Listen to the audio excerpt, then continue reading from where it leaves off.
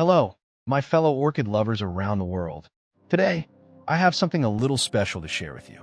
A relative of mine, someone who has been growing and caring for orchids for more than half of his life, recently came to me with a gift.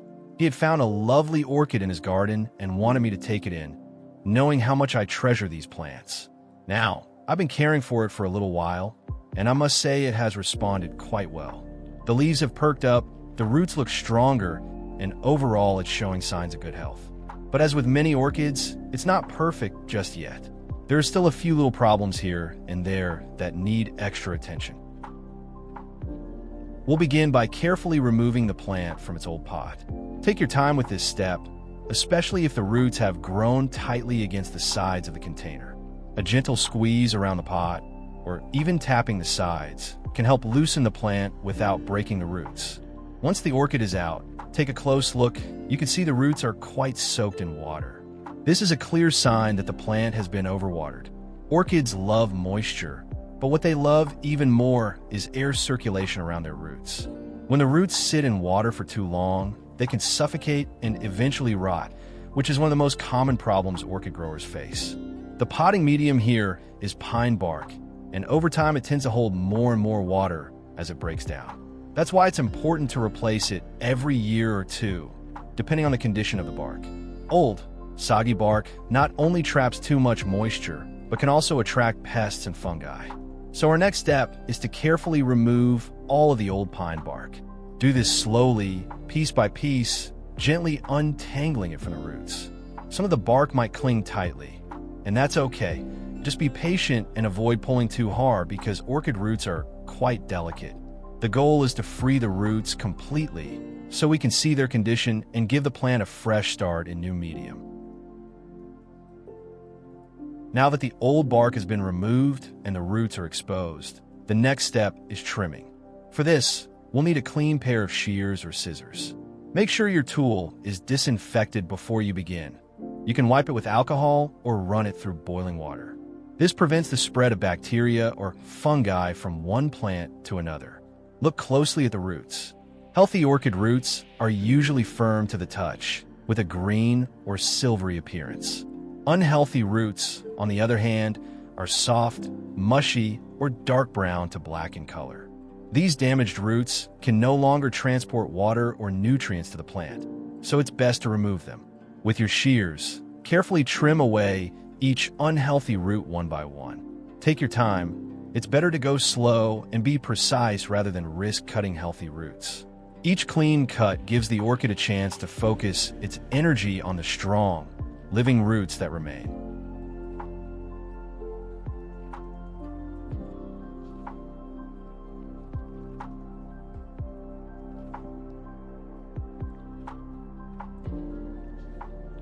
Next, we'll give the orchid a quick wash. You can do this using a gentle water spray, or simply rinsing it under a sink with lukewarm water.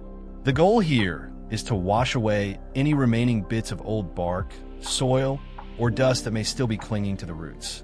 Be sure the water pressure is soft. Too strong a stream can bruise or snap delicate roots. A light rinse is more than enough. As you wash, you'll also get a clearer view of the root system, making it easier to double-check if there are any damaged roots you might have missed earlier.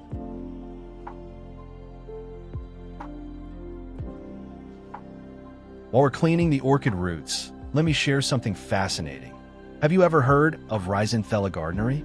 It's also known as the Western underground orchid, and it's one of the rarest and most unusual orchids in the world. What makes it so special is that it spends its entire life underground, even when it blooms. Instead of using sunlight to make food like most orchids, it lives in a unique partnership with fungi in the soil, which provide it with the nutrients it needs. Because of this hidden lifestyle, it was only discovered in Australia back in 1928, and even today, very few people have ever seen one in person. It's a nice reminder that orchids are full of surprises, from the ones we grow at home with bright flowers to these mysterious species living completely out of sight.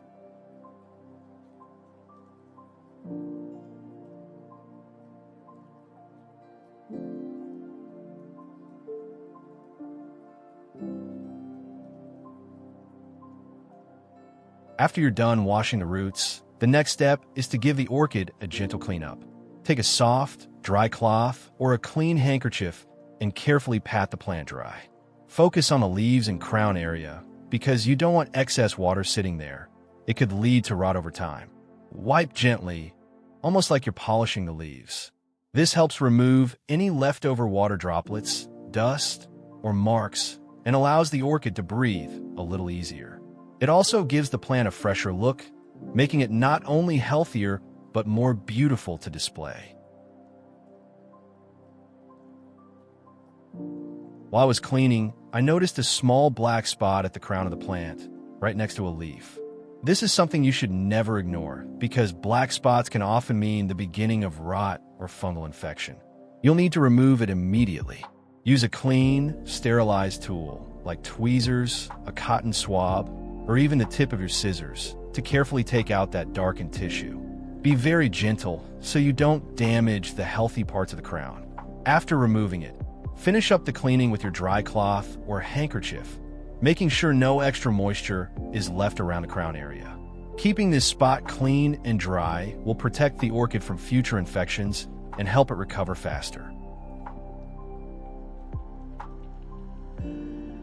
Now we'll be using 1 full coconut for this step, and more specifically, the coconut water inside. Coconuts are naturally packed with minerals and growth-boosting compounds that can be very beneficial for orchids when used correctly. To begin, we need to open the coconut. This part can be a little tricky because the shell is extremely tough. The safest way is to use a large, sharp knife or a machete. If you're not confident with that, you can also use a specialized coconut opener, which makes the job much easier. Take your time here and always be mindful of your hands and surroundings. Safety first. Once you manage to crack it open, you'll hear that satisfying sound of the shell splitting. Carefully pour the coconut water into a clean cup or bowl. Make sure no bits of shell fall in. We only want the pure liquid for our solution. Coconut water is naturally sterile when it first comes out, so it's a great base for feeding orchids. Now, a quick note, don't throw away the rest of the coconut. The white flesh inside is absolutely delicious and full of nutrients. You can eat it fresh with a spoon, cut it into slices as a snack, or even blend it into smoothies. Now that we've collected our coconut water, the next step is to measure out about 100 milliliters of it.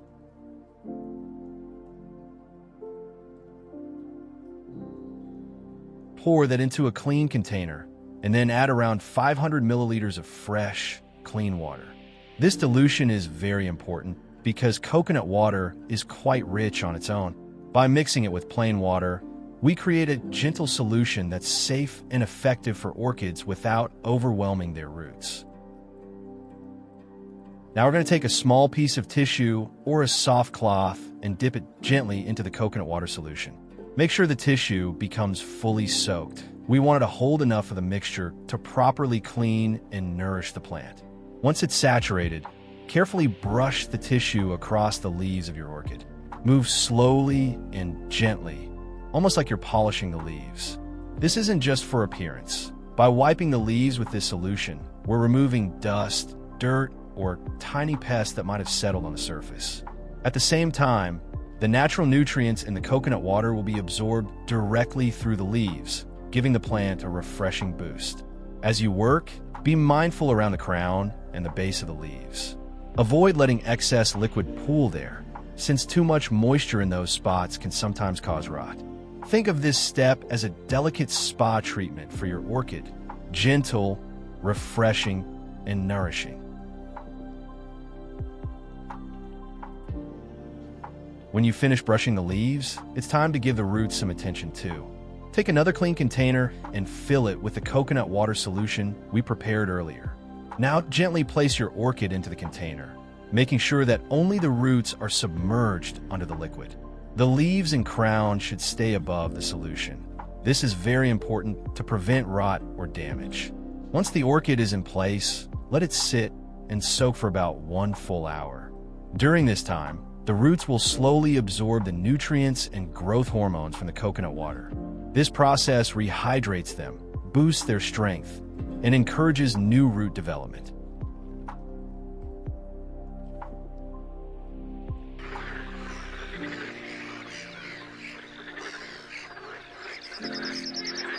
After 1 hour has passed, carefully lift your orchid out of the container and place on a clean surface. Before doing anything else, give the plant a quick but mindful inspection.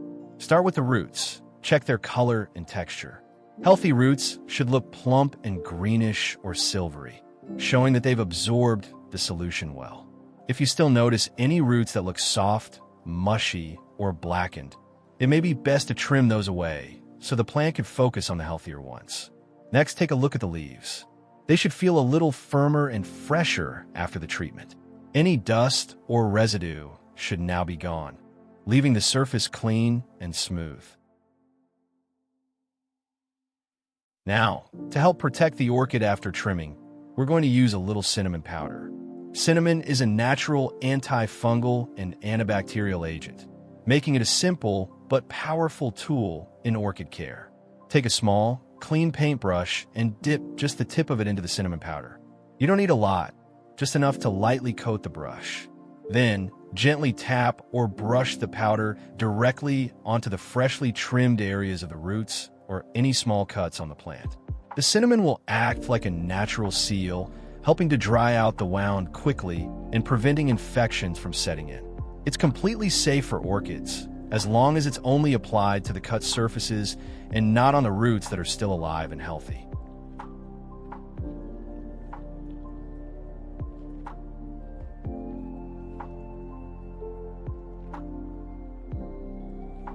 Once that's finished, it's time to prepare a brand new home for our orchid.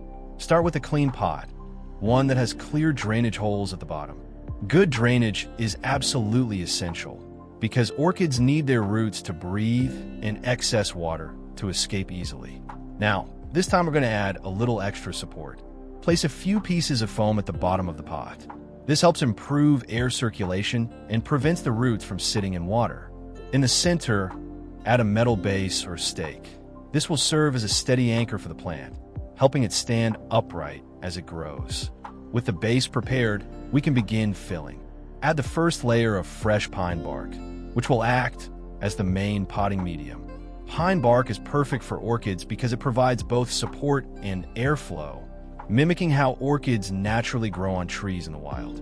Next, gently position your orchid in the center of the pot, making sure the roots spread comfortably around the base. Take your time here. You don't want the roots to be crammed or bent too tightly. Once the plant feels secure, continue adding pine bark around the roots until the pot is filled. Lightly tap the pot as you go so the bark settles evenly and holds the orchid firmly in place.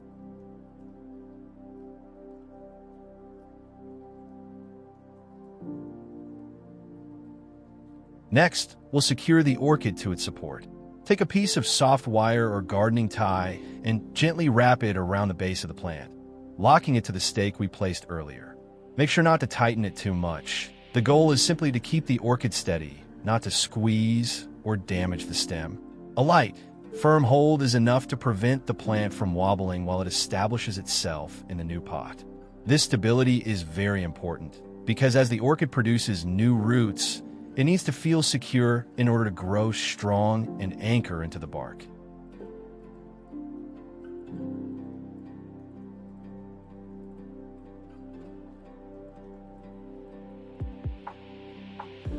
Now we'll move on to the finishing touch, filling the top layer with moss. Take a handful of fresh, clean sphagnum moss and gently spread it across the surface of the pot, just enough to lightly cover the pine bark. The moss serves a very important role. It helps retain moisture in the potting medium, keeping the roots from drying out too quickly, while still allowing air to flow through. At the same time, it creates a soft, natural cover that mimics the orchid's native environment, where moss and organic matter naturally gather around their roots on tree branches. Be careful not to pack the moss down too tightly. We want it to stay fluffy and breathable. A thin, airy layer is all it takes to maintain the right balance of moisture and airflow.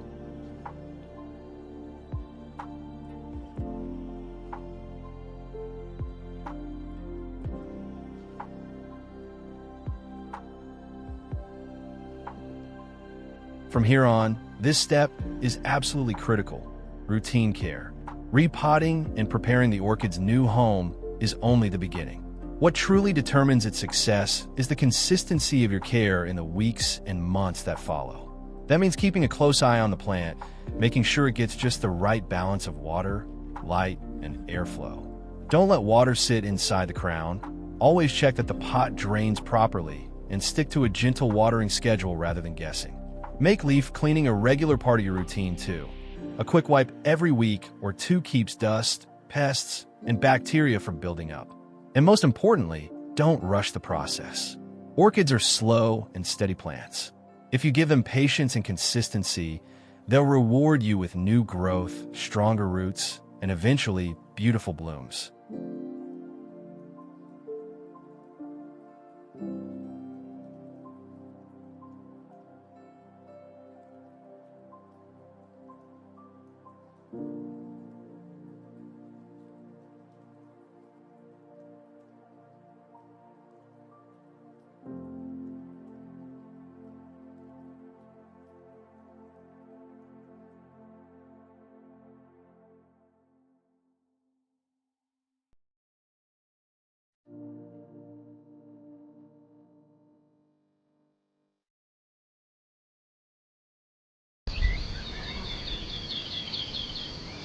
After 4 weeks, you'll begin to notice some very encouraging signs from your orchid.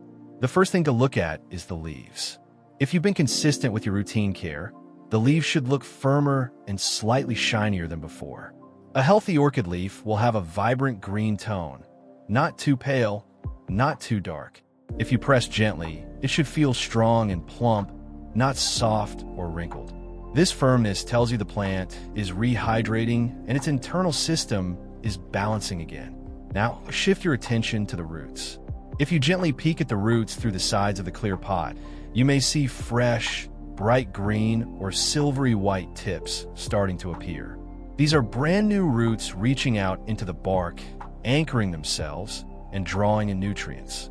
This is one of the clearest signs that your orchid is recovering well. Roots are the lifeline of the plant, so seeing new growth here is like watching the heart beat stronger. At the crown of the plant, that central point where the leaves emerge, you might also notice the very beginning of new leaf growth. Sometimes it starts as a tiny, tender green spike, slowly unfolding into a fresh leaf over time. This is another positive signal, because orchids usually only produce new leaves when they feel stable and secure in their environment.